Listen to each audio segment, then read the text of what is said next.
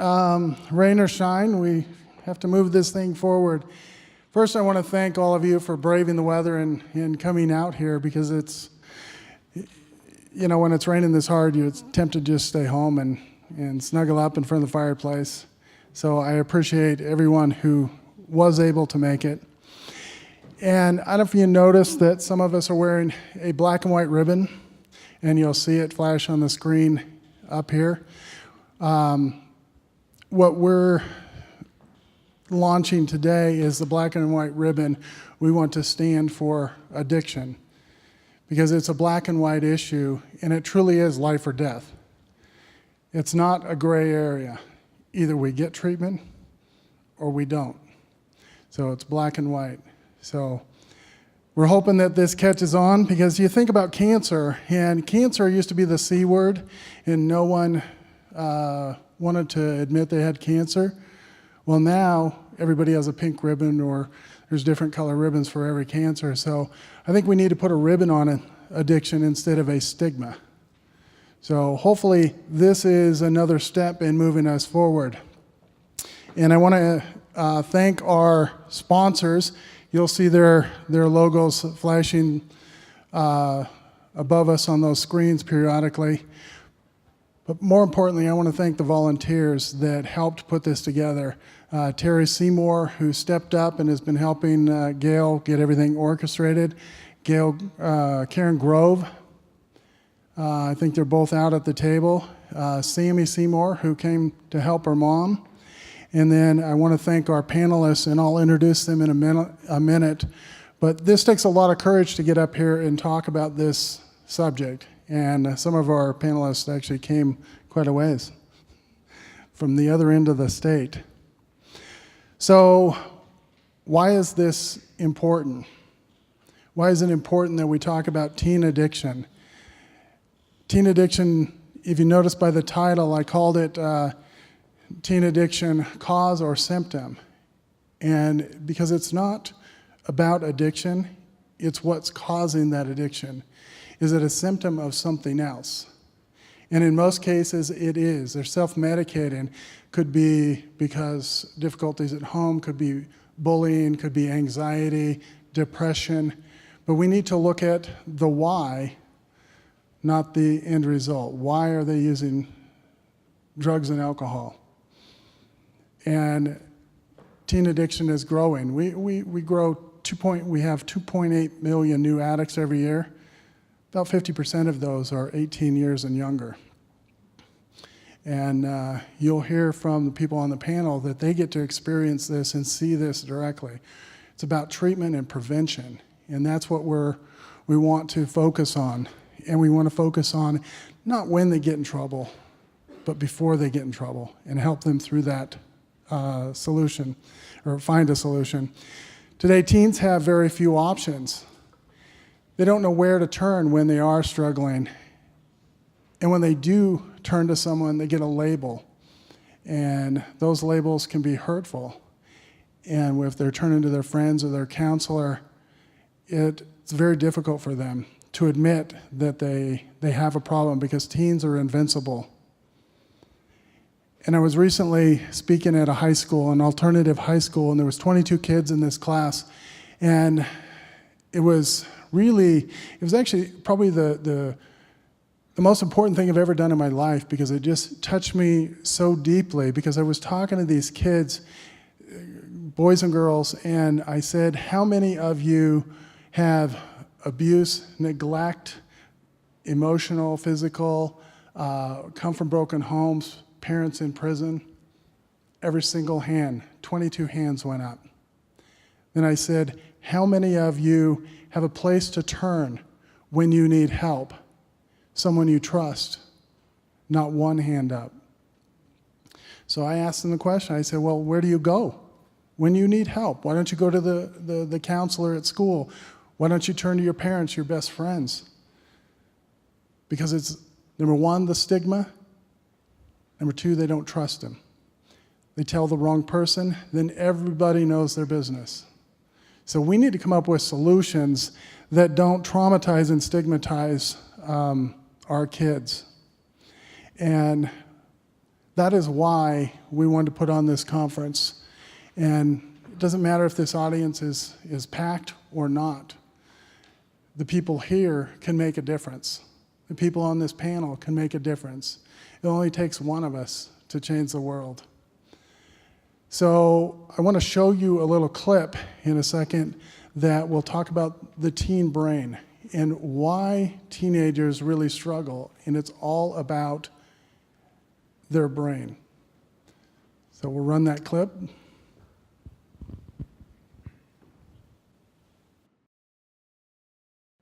So the standard adult question that you all ask is, why did you do that? What were you thinking? Okay, did somebody ever ask that you? And of course, the other standard phrase is, get it together, think before you act, make appropriate choices, on and on and on. But the problem is that the adolescent brain is often not developed enough to act in the right areas before they do act. So that go system is very active, that no-go system is not as active, and so you do crazy stuff. So the processing systems take longer and are overridden by the emotional systems that are out there. So what's the implications for behavior? Adolescents can assess risk levels and make similar decisions as adults when alone. So you take a kid and they're going to go up to that cornice with that toboggan behind them, and there's nobody out there watching them. What do? They go around. Okay? They can make that. But when you put them in risky decision making and are in groups, 2 or more, you start doing crazy stuff. And the answer is why? And the reason is that their reward systems are developed, but the controls are not. And the approval from peers, those emotional aspects, is integrated with structures like the amygdala and other things, and that is given more weight than the risk of engaging in the particular behavior. And so as a result of that, that kid then does the stupid stuff. And so when you often don't see kids going out and doing crazy things when they're alone. But you put them in a group, hey, they're all over the place. And that's one of the reasons why. Throw the hormones on top of there, more emotions, more risky behavior, less cognitive processing. And as a result of all of that, you start doing stuff like this. Sound familiar? I know when I was a teen, I was all about the risky behavior. And now that we understand the brain better, we can actually do something about it. And that's why we've put together a panel of experts and actually young adults. Because it's important that you hear from people who've been there on both sides. So I want to introduce our panel. We actually have Brandy. Brandy has struggled for almost 11 years. She doesn't look like what she started at 4. We have First Lady Lori Otter, who runs the meth project. She also happens to be the governor's wife, so she has a very important role, and we're just blessed that she could clear her schedule to be here, and it wasn't easy for her to do. And then we have Coeur Crownhart, who is the executive director of, they call it IDAFI, but it stands for Idaho Drug-Free Youth. And I'll let him introduce himself in a minute. And then we have from Anchor House and Idaho Youth Ranch, we have Greg Orlando, and he's the project or program manager. And he's local here. So we have 3 people that live right here, and then we have 1 that traveled far. So I'm going to turn it over to, we'll start with Brandy and have her introduce herself. And be nice to her. She's a little nervous, and she said hopefully she doesn't throw up, but make her feel comfortable.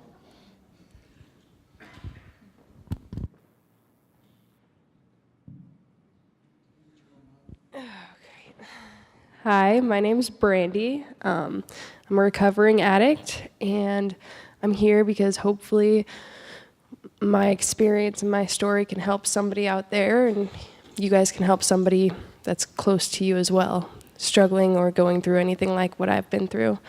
I started using drugs when I was 13. I started with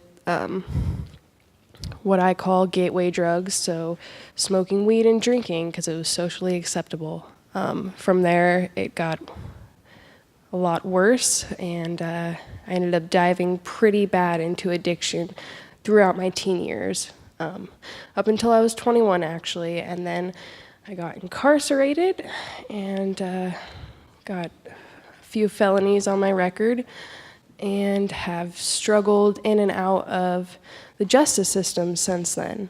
I now have almost a year sober, and my life has definitely turned around. So.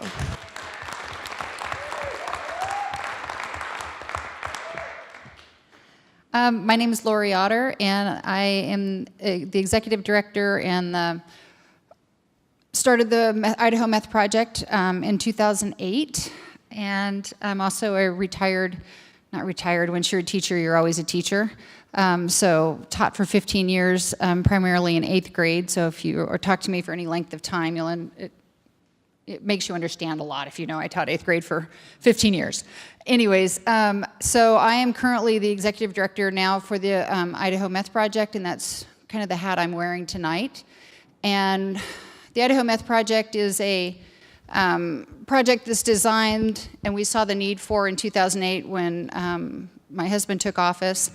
And because the year that we took office, we were 5th in the nation for first-time methamphetamine abuse in the state, and that is not like per capita. That was like usage, straight numbers.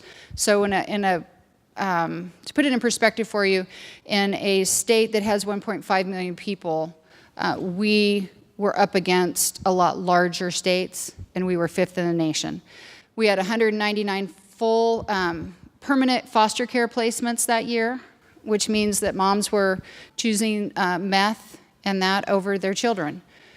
So we recognize that there is a huge problem, not so much,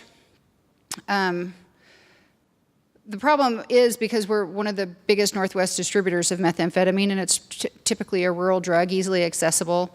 You know, I don't need to tell everybody here that has lived through that and walked in those shoes about how horrible methamphetamine is.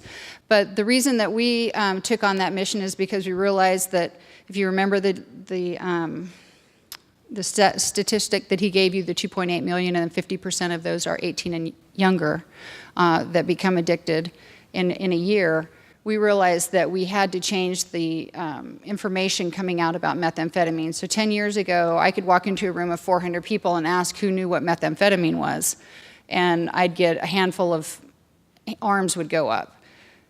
My first year teaching health education in the 8th grade in the Meridian School District, methamphetamine was one line in my drug abuse unit. Methamphetamine is a stimulant, period. That was it. It was the only mention of that in a whole 3 weeks unit on drug abuse. So with the Idaho Meth Project, we decided that we were going to focus that 18 and under 50% first-time addiction rate, because meth, as you know, is probably about a 95% first-time addiction rate. It's one of the most highly addictive drugs that you can try. And so we started the Not Even Once campaign, which was designed specifically to reduce first-time methamphetamine abuse. And it was a full-scale prevention campaign. We spent about $2.8 million on ads, total media campaign to unsell methamphetamine to kids, basically. So we used a marketing technique to try to inform and to get kids aware that you may screw up, but don't screw up doing this. And probably, I think, over the years, we've taken that model from just the media campaign. Now we're in, oh my gosh, we did 237 school presentations last year. We're all over. We have a full-time education director that goes to assemblies, that goes to health classrooms, that will go to church groups. If you call and ask, she'll schedule you, basically. Trying to work on that 12 to 18, 18 to 24 population to reduce first-time methamphetamine use and the addiction rate in methamphetamine. So that's why I'm here. All right, Tag, you're it. Well, thank you. My name is Coeur Crownhart, and I am the interim executive director with Idaho Drug-Free Youth. We are a statewide drug prevention organization. And we work with about 7,000 students every year, 7,000 students last year at least. Hopefully we can impact some more, with about 33,000 contact hours with those students. What makes IDFI unique on this panel is that we're primarily prevention. We're trying to catch students before they ever fall into the trap. And what we focus on are not necessarily the educational pieces to what happens to your body when you use drugs and alcohol, because students in secondary education already know this. Even kids who are using know that it's not good for them. What we focus on is the relationships and the connections that they have. The way I like to think about it is nobody goes around and picks up meth cold turkey, right? They learn it from somebody else. It's a friendship, it's a connection. So for us, our mantra is connection is the key to prevention. So that's what we really focus on at Idaho Drug-Free Youth. And I'm sure we'll get into more of the risk and protective factors for drug and alcohol prevention. So I'm excited to be on this panel with these wonderful folks. So thank you for being here. Thank you, Coeur. My name is Greg Orlando. I'm the program manager at the Anchor House. A lot of you have probably seen where our building is on Government Way, that big white house. We're a program of the Idaho Youth Ranch, and many of you probably also know that we have thrift stores. We actually have about 30 throughout the state. The reason those stores are there are so that we can provide services to children and families throughout the state of Idaho, so that we can intervene in their lives when they need it. We would rather get to them sooner rather than later, before they come to the attention of law enforcement or perhaps being removed from their homes by the Department of Health and Welfare out of need. Our mission, and we believe, is to help deliver promising futures to children. And we know that one of the biggest challenges, negative impacts to a promising future, is early use of drugs and alcohol. We're quite experienced in treating young people and working with families in that regard. We know that treatment absolutely does work. We know that early intervention, when it's done right, has a major impact. Very importantly, getting to kids and working with families and preventing use in the first place is really key. So we're very grateful to be partnered with so many in this great state, and especially in this community. There are lots of folks here that really work hard daily for the lives of kids that are committed, and it's tough work. We appreciate that you're here. It's a fight worth fighting, and information is power. And I know that everybody here will walk out tonight with a little more information and a lot more power. Thank you very much. So as you can see, there's a lot of passion up on this stage. And nobody does this because it's fun, because it's very it's emotionally draining. So first question is, and I'll let anyone take this question first, is why do you do this?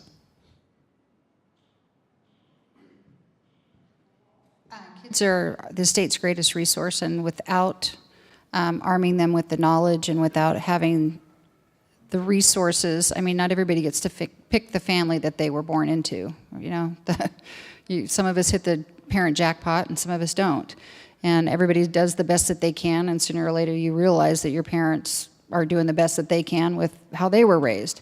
But I really think that at some point, the reason that we knew how important it was to start the meth project was because we knew not only the impact that it was having on the families, but if you compound that to what is it doing to the state and to the workforce and to the education system and to everything else, it's a whole vicious cycle of dysfunctionality that unless you can stick your finger in the dam and decrease that first-time use and youth and get the conversation starting in the home where it needs to happen, or in the school, or if you hit the Holy Grail and you have kids telling kids not to do something, and overriding kind of that group mentality, then that's the success that you see, is when you have kids telling kids, hey man, don't do that, instead of having an adult tell them. So those conversations, that's really the reason that we're here, because we knew that Idaho families needed to have that conversation within the family, and kids needed to know that the information that they're hearing was real, it was timely, and kids are very sophisticated. They don't need you to BS them. So we wanted them to give them the reality of what was happening, and then hopefully foster those conversations on peer-to-peer, why this was a bad decision. Thank you. Greg, you get them when they're already in trouble, and that's the toughest end. Why do you do this? Well, our mission has evolved a little bit. We do get kids when they've got in trouble with the law.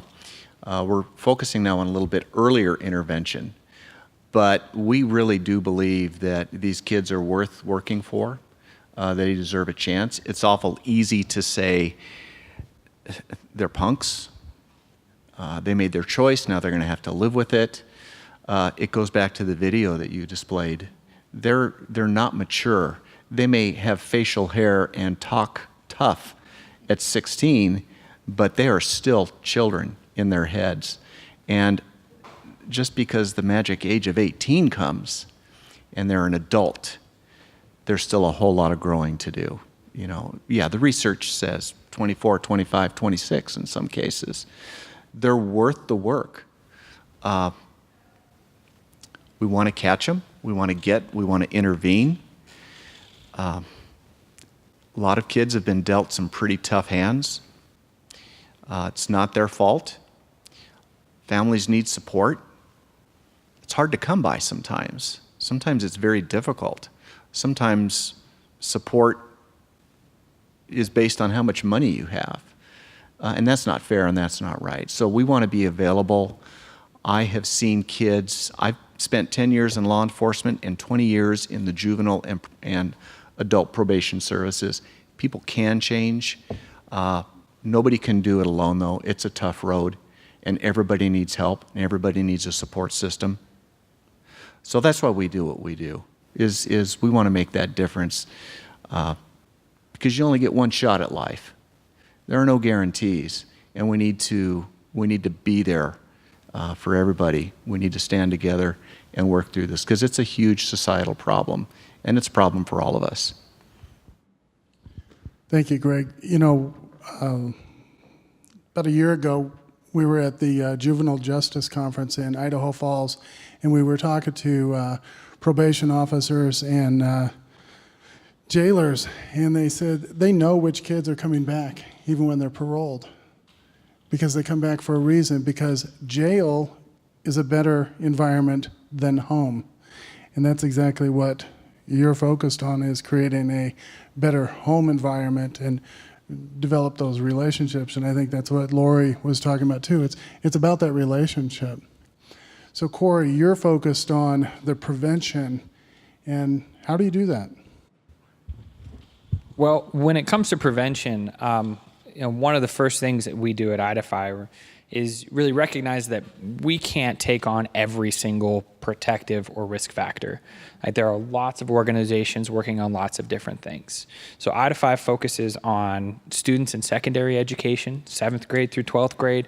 And when we're talking about students in those areas, we focus on 5 particular factors.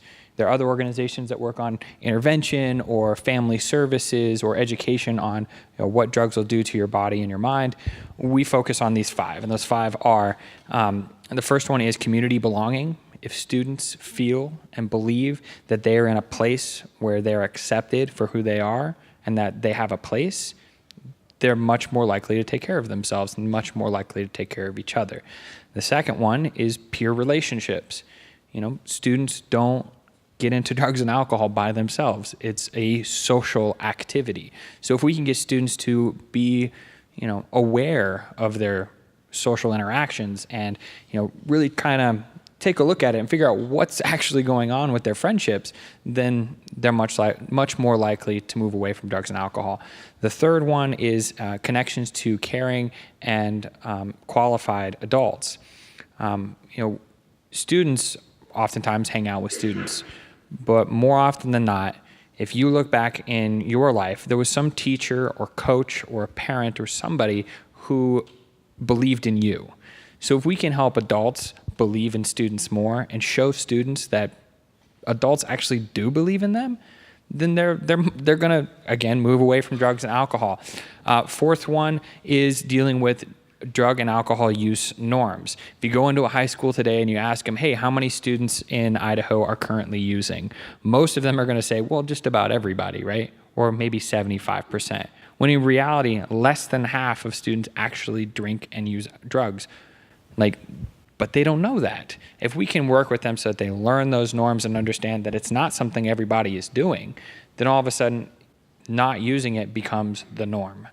And the fifth one, I'm having one of those moments. I'm trying to remember that fifth one.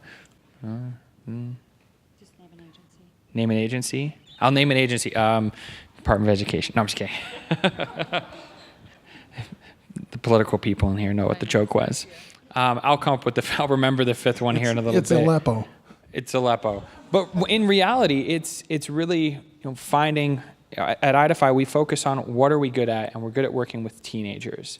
And we hope that we can receive them from the organizations that have worked with them in their youth and help transition them out. And as First Lady Otter said, working on that peer-to-peer relationships. And to answer your question before, why do I love doing this? I think it's fun, number one. And two, I love seeing those stories where there's a student who had been using, and then there was a student who had never used before in their life, and they come together and they form an equal relationship where not one is over the other, and they can learn from each other's experience and just recognize that they're just different experiences. Not one is better or worse than the other. Brandy, you have so much to offer because you've been through an experience that I haven't been through. Students should see that there's a lot to learn on both sides of that. So that's kind of why I do it. Thank you. Thank you.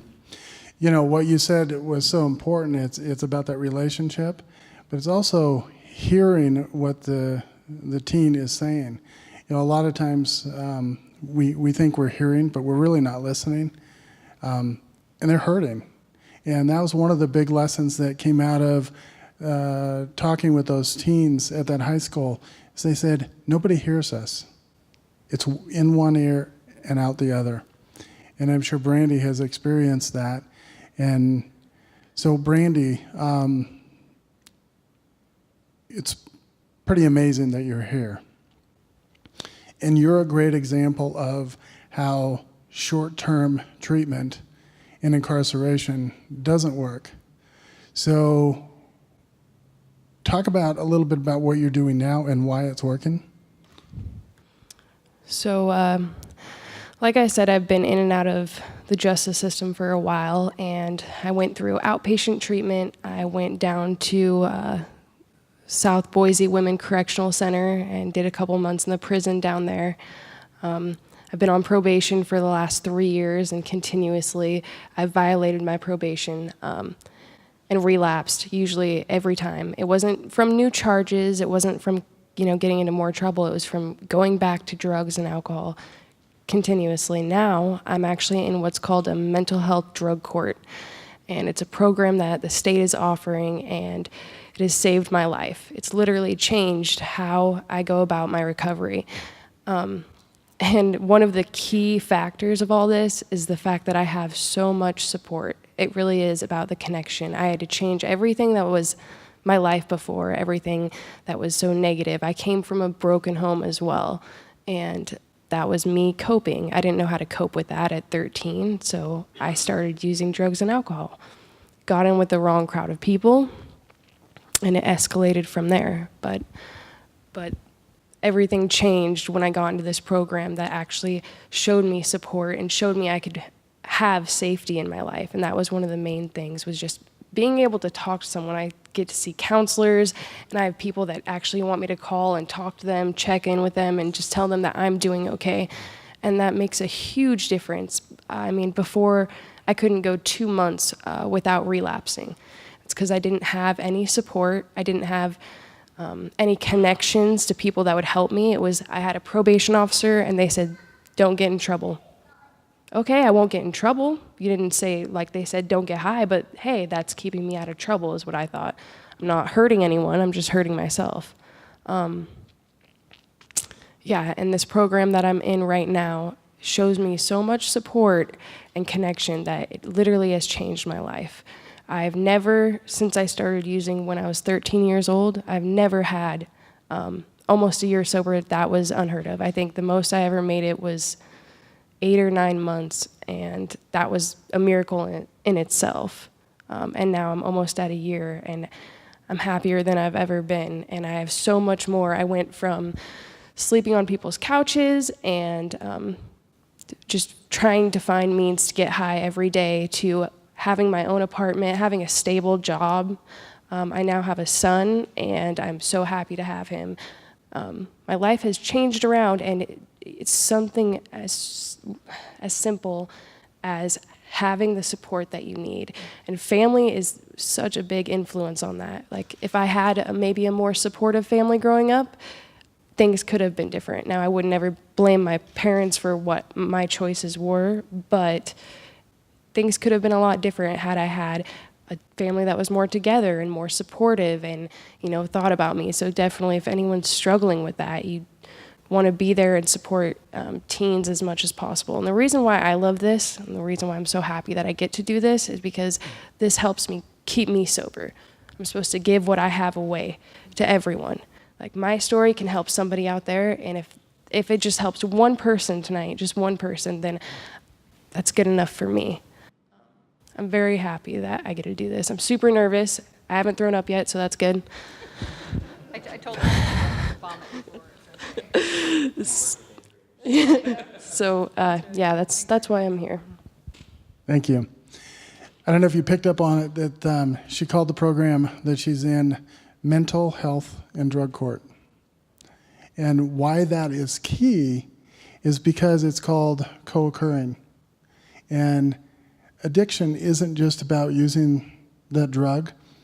Whether you started, it's the chicken and the egg. Did you have mental illness before you started using? Or did you develop it because? It doesn't matter now, because addiction will rewire your brain and change the chemistry. So it's important, and that's why Judge Mitchell's program is so successful. And it's not a short-term program. Brandy just told me that it went from 18 months to 36 months now. So 3 years. How long does it take to be cancer-free? 5 years? Addiction is not much different. So this is a question and answer session, and I want to open it up to you guys if you have any questions. We did get some questions before. Anybody have any questions for the panel?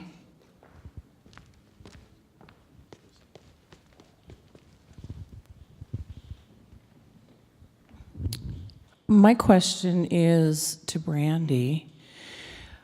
Do you feel that it requires longer term treatment to break the cycle or to get to a point of being able to stay in recovery? I mean, just 30 days just doesn't cut it. 60 days, 90 days just doesn't. Yeah, I think it definitely requires long-term because, like I said, I went through outpatient treatment, which I think it was a couple months. I went through an inpatient program that was 4 months, got out, relapsed immediately, went down to the prison, and the total length of time I was there was about 6 months, almost 7 months. Got out, and within 2 months, I was back on drugs. I've been in this program for 17 months now, and it's made all the difference, it's because I have that continuous support, like continuously having someone there, and accountability. Accountability is really, really important, because if someone's holding you accountability or holding you accountable, so you have the accountability, but then you don't have any support, like how probation and parole was doing it, like, oh yeah, you better be good or else, you don't have the support there, you really won't go too far. You have to have both. And long term is what made the difference for me. So I don't know how it is with everyone. That's not necessarily the same, but I believe that long term would make a difference in a lot of people's lives. Any other questions?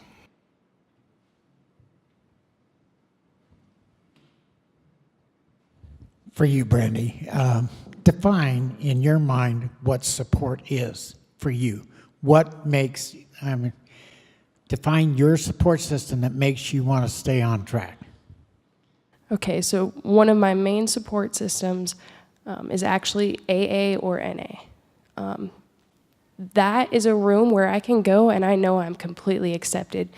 Earlier, Ed was talking about how teenagers don't know where to go. You know, going to a counselor, going to their parents, they don't know if they're going to be accepted. They don't know if they're going to be judged. When I go into an AA or NA room, I know that it's people that are sober that have went through the same thing I did.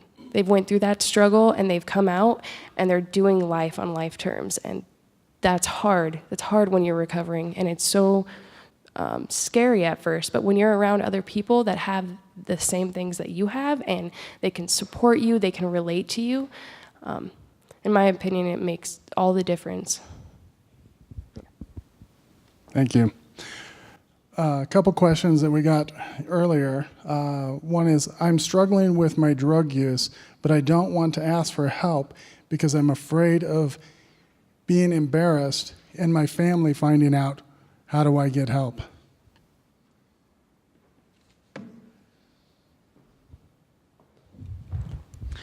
I think first things first is to recognize that you're not alone.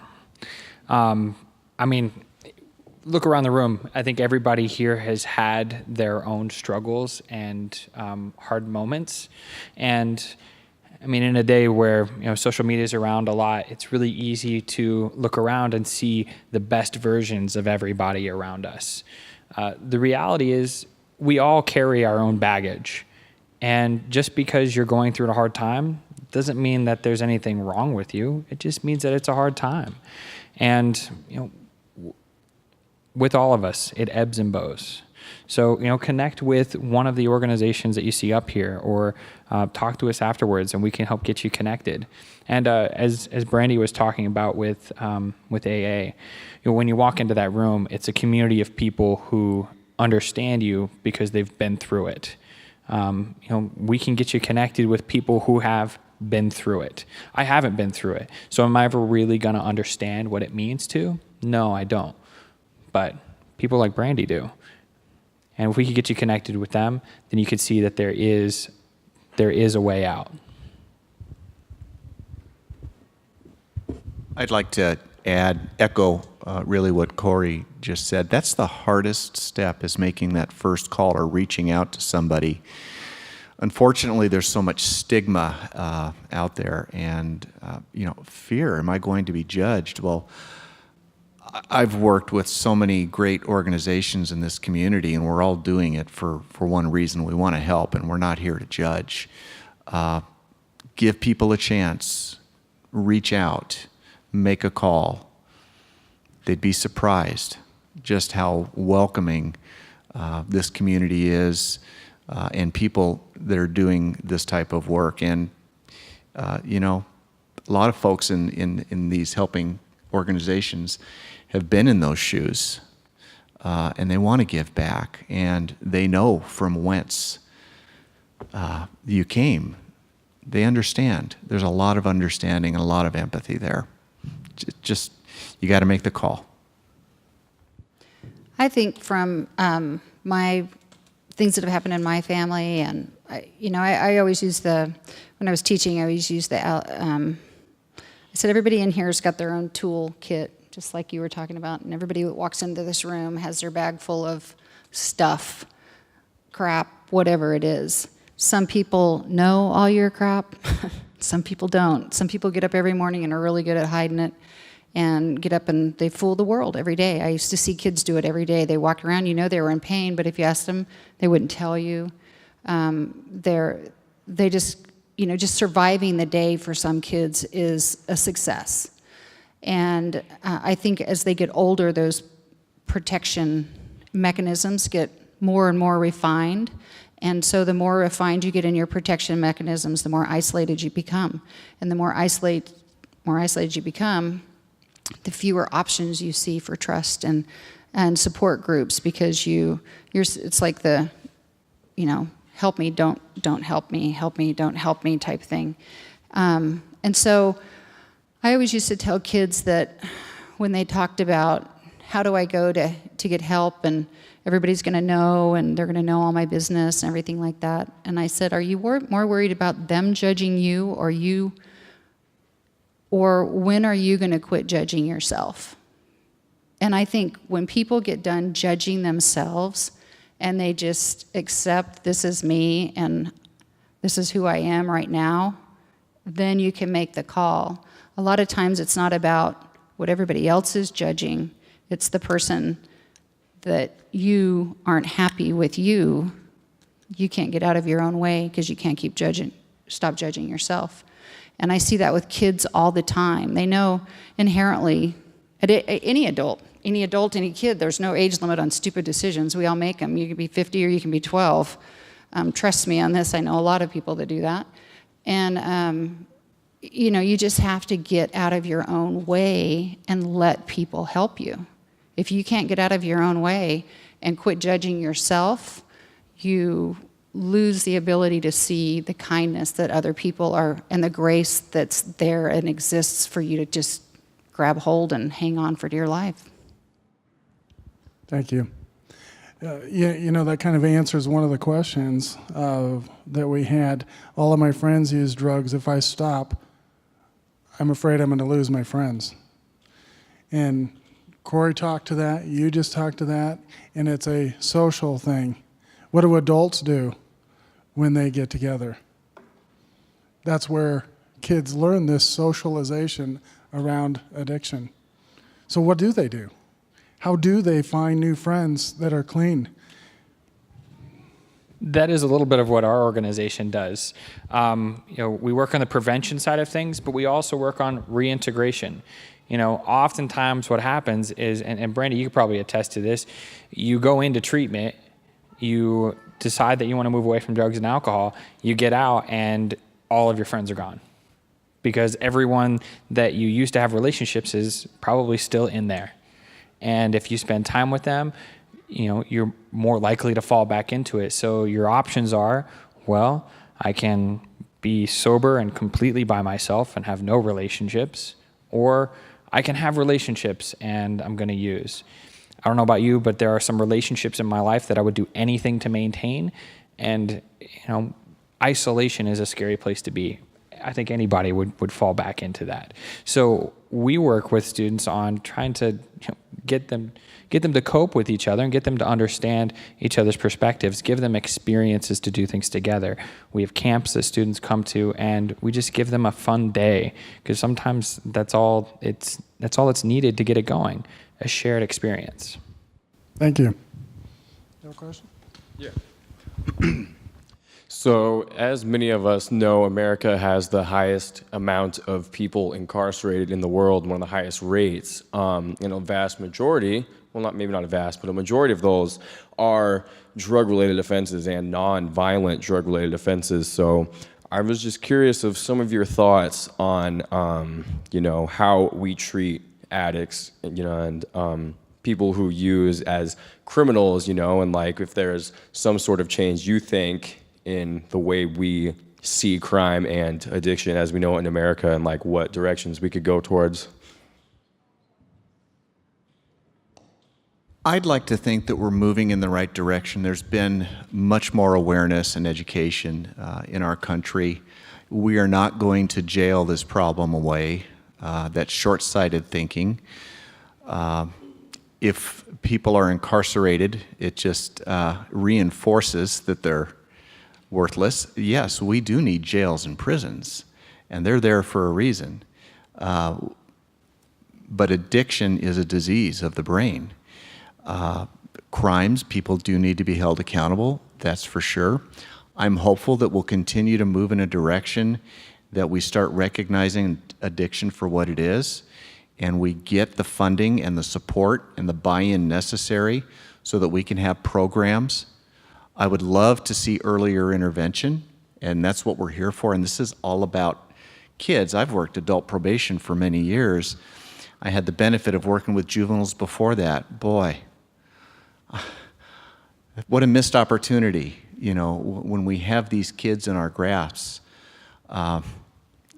So, yeah, I think we're moving in the right direction. I don't know how long it will take. I agree with you. It's something we need to continue to move forward. We need to get the message out there that we need to invest in the prevention efforts and in those intervention efforts. And there's a spectrum of treatment for everybody. Not everybody gets or should be at the same level of treatment. We need to identify what's going to be most appropriate. But that's where the investment is. We need to provide alternatives to incarceration and have supervision for people that are out, say on probation, that is really quality and speaks to the concept of what Brandy was talking about with the mental health drug courts, is a real understanding, and I'm going to be here for support for you. Simply saying comply or else does not work, it has not worked, and it's never going to work. So I'm hopeful, I'm optimistic that we'll get there, but I think we do have a long road ahead of us. Treatment works, and simply jailing does not. That is a huge topic, and you know we spent $2 trillion since the war on drugs started, and the only thing we've accomplished is put more people in jail. And what we need to be doing is exactly what you're saying: treatment. We're spending $85 a night to house people instead of treating them, and I always say we can get people, or the judge can get you clean and sober. But now what? You had one question? All right, this is for Brandy and Mrs. Otter. Like the video was saying earlier, that as teens we can react to emotional stimulants and emotional situations a lot easier and a lot more continuously than something that we need to process and think about. So what did the roles of guilt and shame play in your use, Brandy? And then Mrs. Otter, how do you see that on the flip side as a third party, the guilt and shame influencing teens to use and find comfort in using? So it actually started out more of me, I guess, just trying to have fun. That's what I was thinking. Oh, I just want to do this because I want to fit in.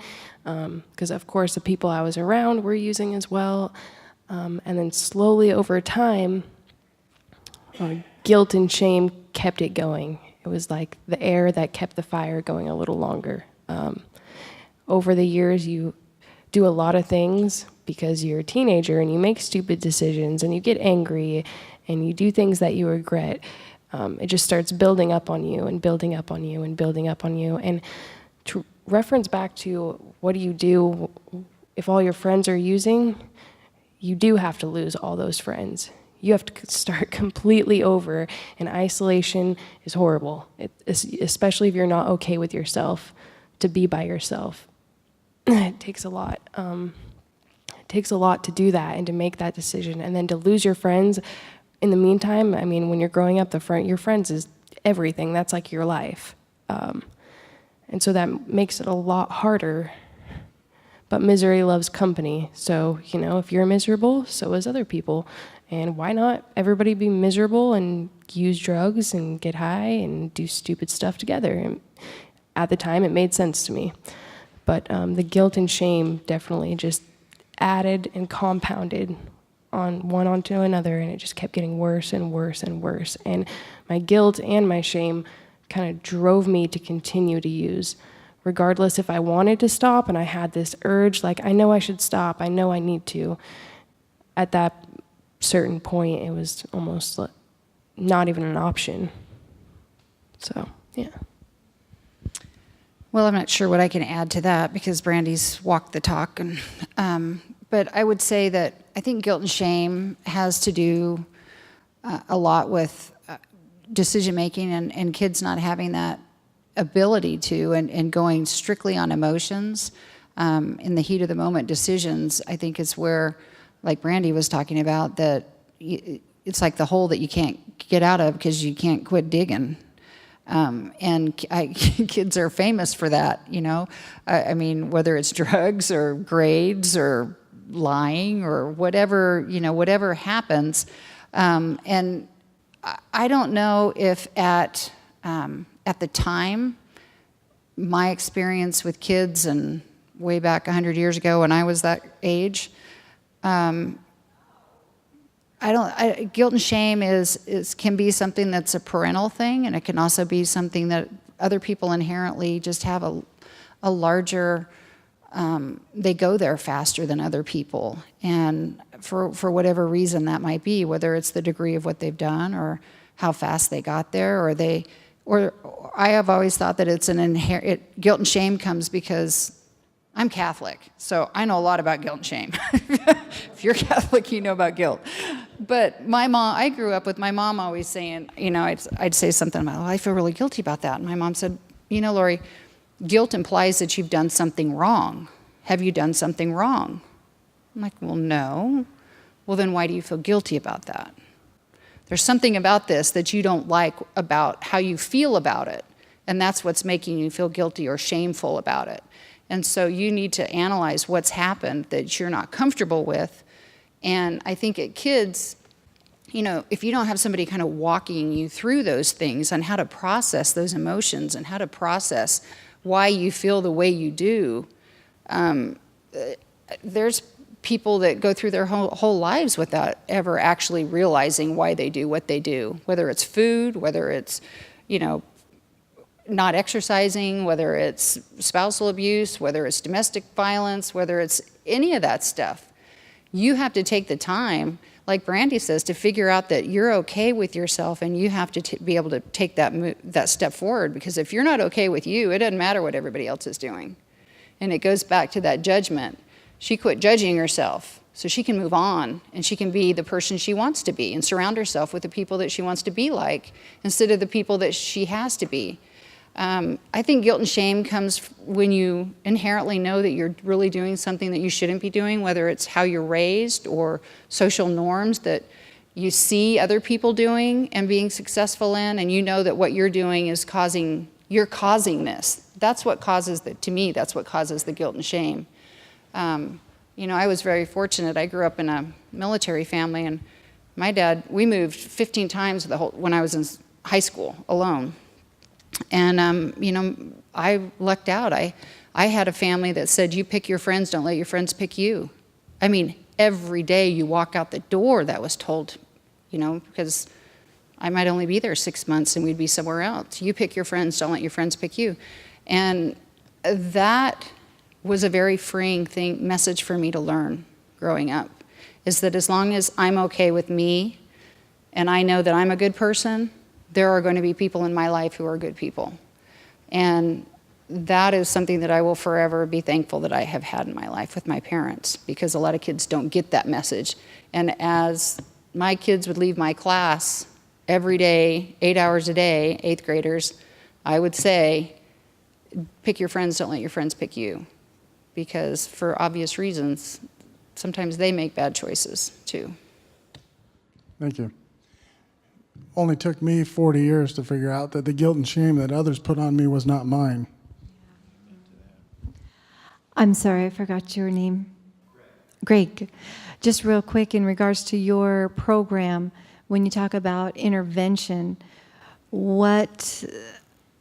where do you draw the line of intervention? Is it just for teens, or is it for maybe a young family that has children, and before the parents get caught up in the law and those children get taken away from the parents, do you step out and have intervention for a family like that? We do. We have some great therapists on staff at Anchor House and in our other facilities.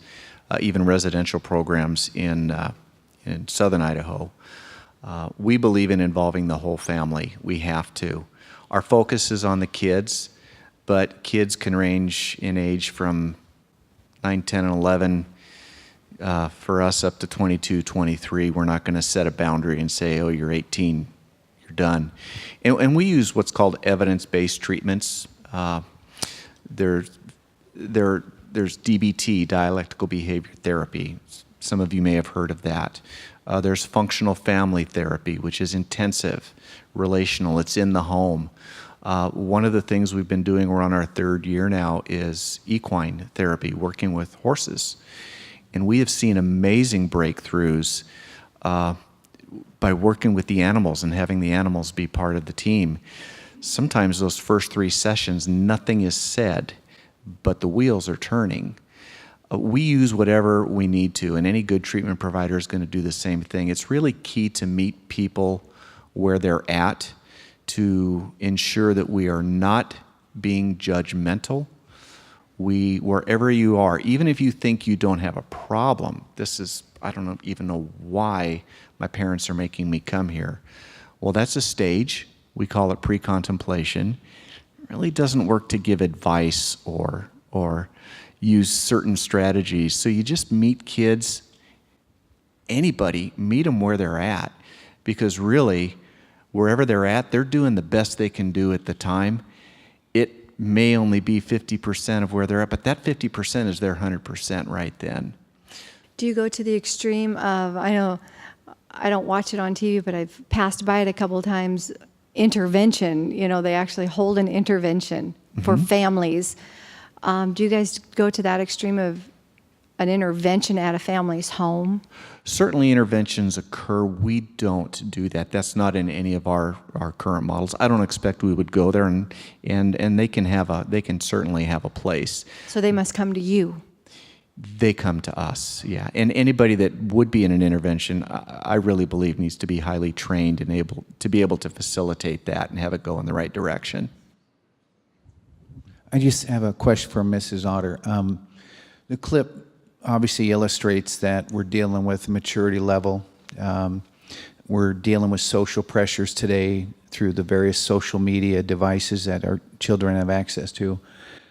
My question to you as an educator is that with the change in enrolling 9th graders into high school, and in some cases that child could be as young as 13, depending on when they were born, has there been any studies done of the impact that might have on a 9th grader going into high school relative to previous years? Like in my generation, middle school was 7th, 8th, and 9th, and I'm just curious.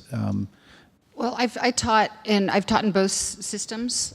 So I've taught in the junior high system, which is, middle school is 6, 7, 8, junior high is 7, 8, 9, and then high school is 10, 11, 12. So the Meridian School District, where I spent most of my career, was 6, 7, 8, and then 9 through 12 is in the high school model. And I can see benefits on both sides. But, it's a different world. I still can't believe we let kids drive at 15 with everything. Sorry, it scares me to death. My grandkids are almost there. And I was driving at 13.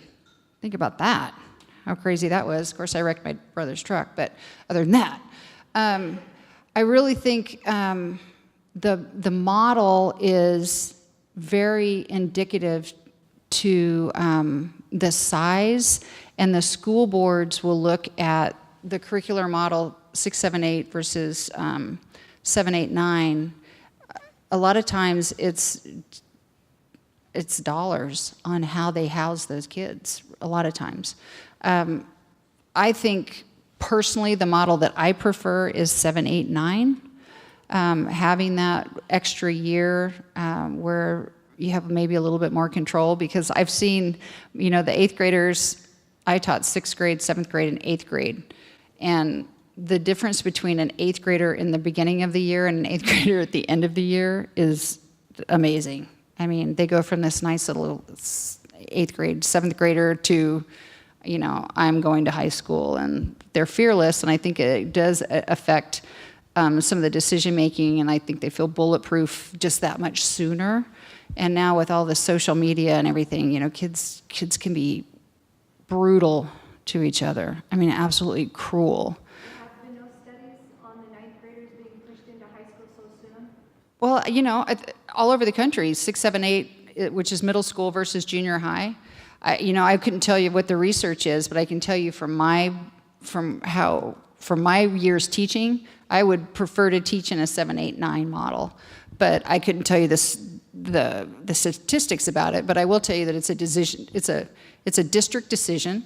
It's a local control issue, and the only way that you get that changed is if you actually are on the school board or you start talking about it. There's a lot of research out there on the impact of that early. Some people think that it would make them more mature faster. Other people will think that it's too much for them. So it's going to be a point of view, and like we said, everybody walks into the room with their own preconception on what education is and what education should be, just like they have a preconception on everything else in their life. So it's a big hurdle to change it, but it's happened before. It happened in the district that I worked in. They actually went from junior high to middle school. They changed the model. They went from 7, 8, 9 junior high model to 6, 7, 8. You know, last year I spoke in about 35 different school districts around the state, and working in secondary education, I've seen both of those models extensively around.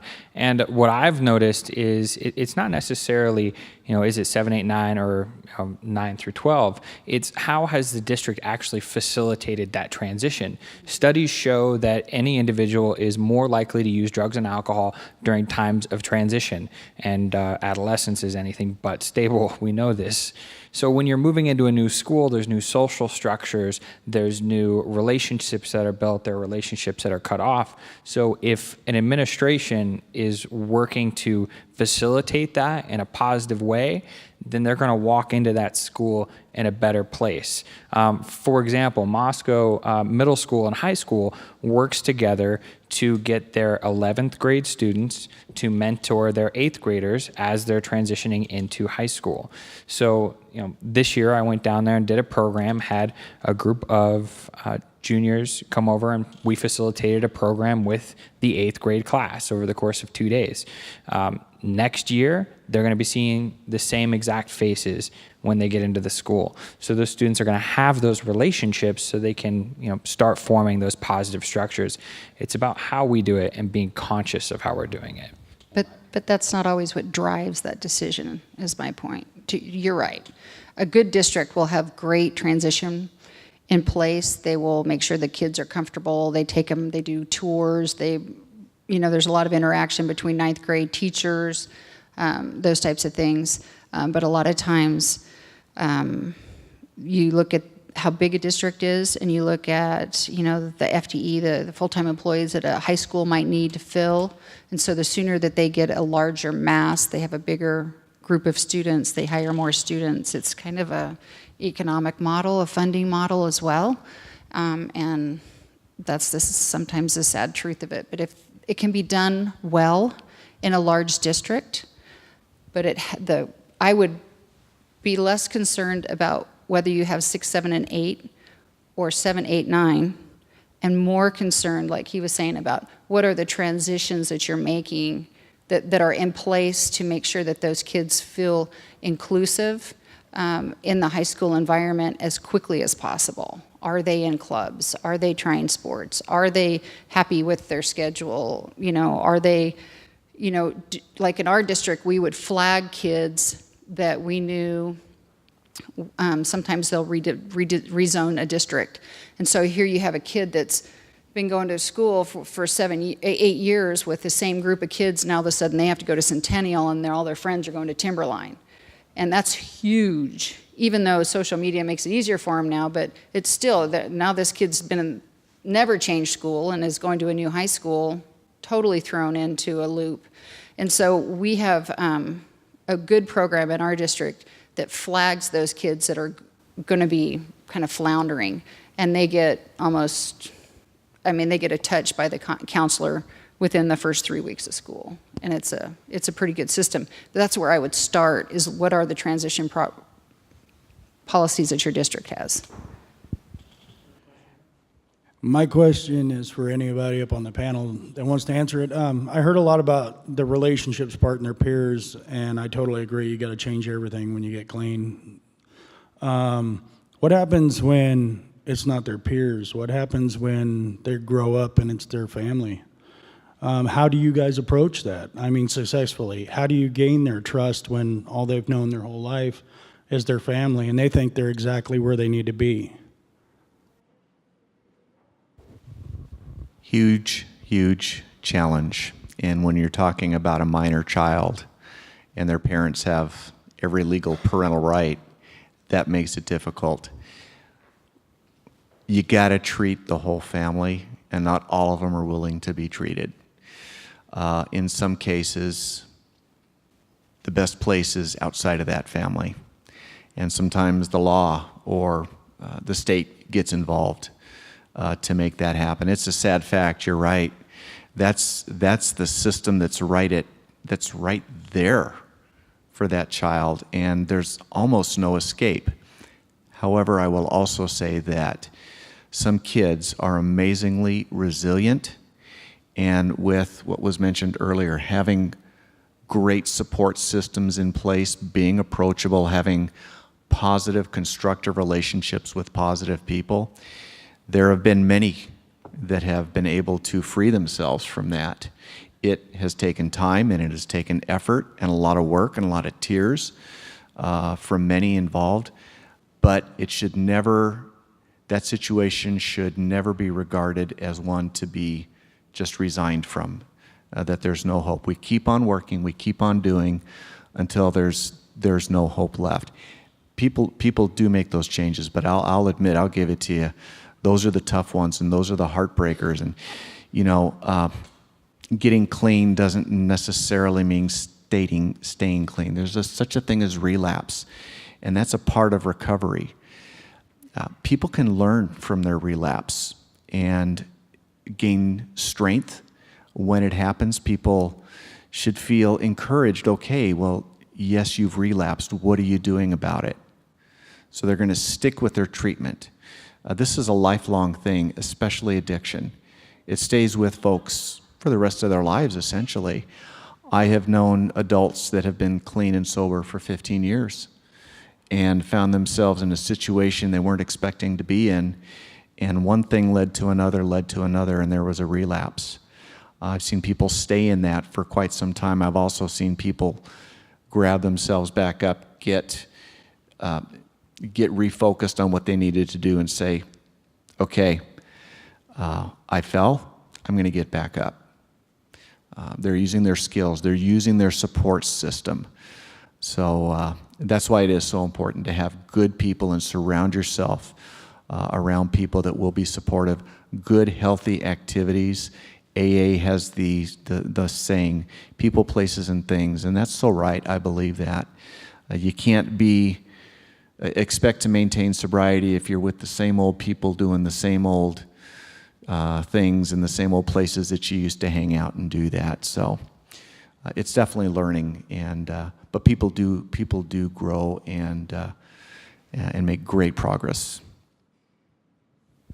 I think with the families, and I can't speak to, because I've not been in the recovery part of it, but having family issues not related to that, it's all about boundaries. It's all about, and I think everything in your life has to come, at some point you have to value yourself enough to set the healthy boundaries, and that means family. That means not talking to somebody because you know that it's not a healthy situation for you when you finally get to that point. It's hard. It's hard if there's not substance abuse or addiction involved. But I really think that just having those coping skills and having the ability to set the boundaries that you say, this is not a healthy influence to me. It doesn't matter if it's my mother or my father or my grandfather or was my best friend. And it's just like a mantra. This is not a good person for me to be around. And I think unless it's front of mind every day, you can't get out of your own way. And those boundaries, you have to be true to those boundaries no matter who it is, whether it's family, friend, or whatever the relationship is. If it's not a healthy relationship, is it really a good relationship? We have a question over here. Hi, my name is Scott Kirking. I live in Coeur d'Alene. We're here tonight, my wife Lisa and I. We pulled our daughter out of school 15 days ago. She goes to Coeur d'Alene High School. She's a sophomore, or was, and she overdosed at school on opiates, alcohol, and we're here tonight to get some information and some guidance as to how to move forward with something like this. It's been trying, to say the least. Give me some guidance, panel. Have you spoken with any helpers to this point? She went to counseling tonight, went to counseling last Thursday. Uh-huh. The fact that you're here, your concern is huge. And that's where it starts. She's gone down a path and needs some help and needs some intervention. Don't give up on her. Stay approachable.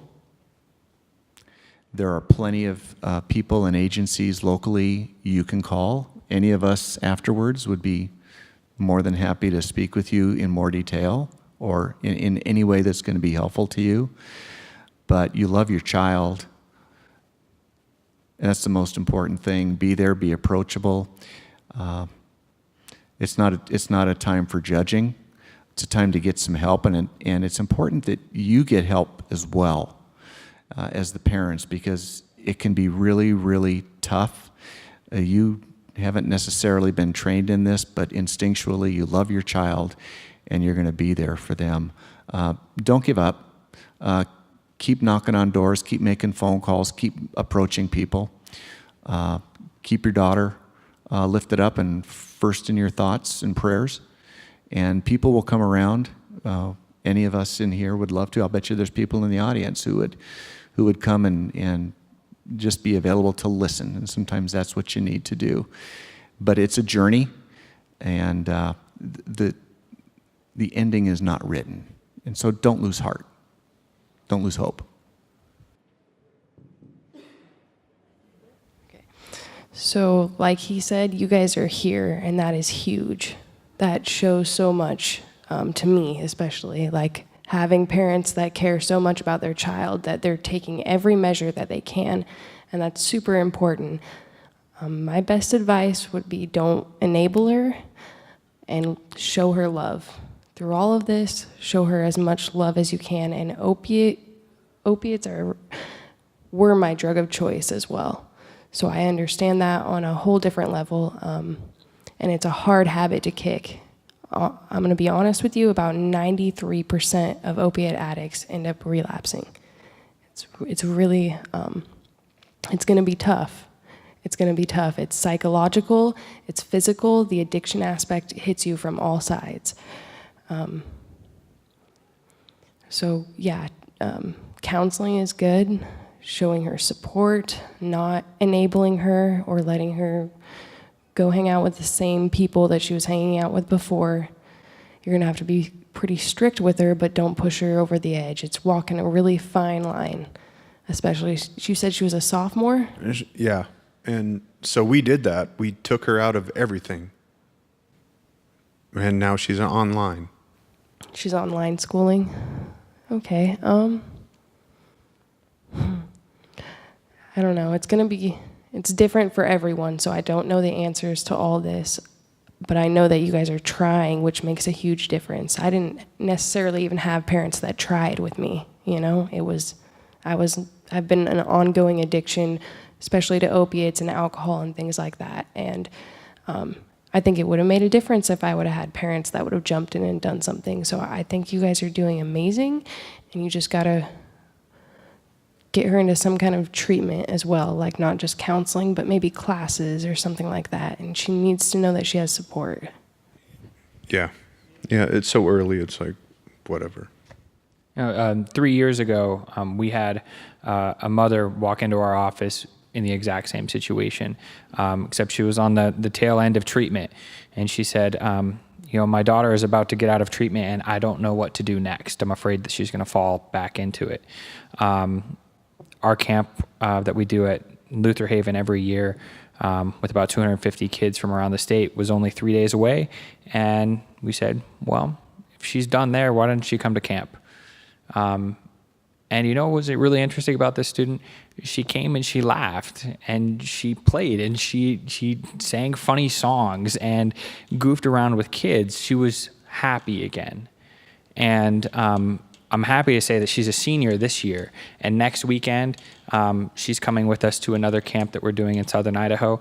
And she's speaking in front of 120 kids about her experience and what they can do for people that were in the same spot that she was.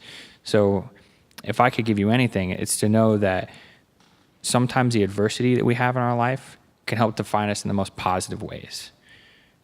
So I think she might come out on the other side of this stronger. The number one institution in this country, I believe, is the family. And the fact that you're here says so much, so much. Love her, support her, care for her, and be there for her when she makes other mistakes, because she's going to. But the fact that you love her just says so much. My advice is that you two take care of you two. It sounds like it's probably the farthest thing from your mind right now because you're in crisis, but you have to be kind to yourselves right now too, because you're here doing what you need to do as parents. You're doing your part. She'll do her part. She's a young girl who is a sophomore, which God help me, I survived that year. I don't know how. And she'll come out of it. But you just have to really, really make sure that you guys are on the same page and that you remember the little girl that she is and that she's gonna, your love and the fact that you're here is huge. And you have to give yourself credit for that and not do the judgy eyes, guilt and shame thing to yourselves, because you have to stay in a place that you're open and loving, and that's your job now. You have to take care of you so that you can take care of her when she needs you to take care of her. And there'll be a time when she's ready for it, and she'll get there. But please take care of yourself at the same time. Okay, we have one last question. My name is Missy, and I'm a parent here with 3 boys, been here for 18 years, and I'm the operations manager for Absolute Drug Testing. So I see the opposite end of everybody coming in and testing. We've been in business probably for the last 6 years, and probably within the last 6 months to a year, we have seen a jump in juvenile probation coming in to test, anywhere from 12 to 13 years old and up. And I guess my goal in the community now is how to reach out to those parents who don't know what to do and where to go. I was very aware of this family here at Coeur High School. I have many friends there that teach there as teachers, and shared that with me. And my whole goal is to go to each of the schools or go to the counselors to get information to the parents if they feel their child is doing some sort of drugs, how they can get them tested or where they can go. I would love to partner up with anybody to see how we can make that work. Not trying to make any money, just so them, if they have phone calls or questions of what a drug is and how it works, or where to go to get some testing done. I think as a parent with children, I don't think I would have known where to go to begin with prior to my child getting in trouble, going to jail, and starting drugs. I think there's a whole window there of parents that aren't aware, because we get phone calls every day or parents walking in saying Johnny's here to test, and they're filling out all the paperwork and not really understanding the whole ramifications of what it would be. So I would be interested in knowing how we reach out to the parents. We have created a Facebook page called Teen Addiction 2016, and that can be the forum for everybody to come together to solve this problem, because as you can see, this is a huge problem. And we also have forms out there that you can leave your name and information on. We will keep it confidential. If you want help, we will invite the panel to participate, because there's a lot of good resources in this community. And the problem is, just like you said, most people don't know where those resources are. And that was the purpose of this, is bring the community together so we can put those resources together and solve this problem, because it is a huge problem and it's destroying families. But addiction treatment is a team sport. So I want to thank the panel, and I want to thank you guys. And if you have any questions, you can reach me through that Facebook page. You can email me, ed@liferecoverysolution.com. Call me, and I'll put you in touch with the panel. I also have a website, liferecoverysolution.com. There's resources there, but I'm posting a lot of resources on our Facebook page, Teen Addiction 2016. So thank you, everyone, and have a good evening.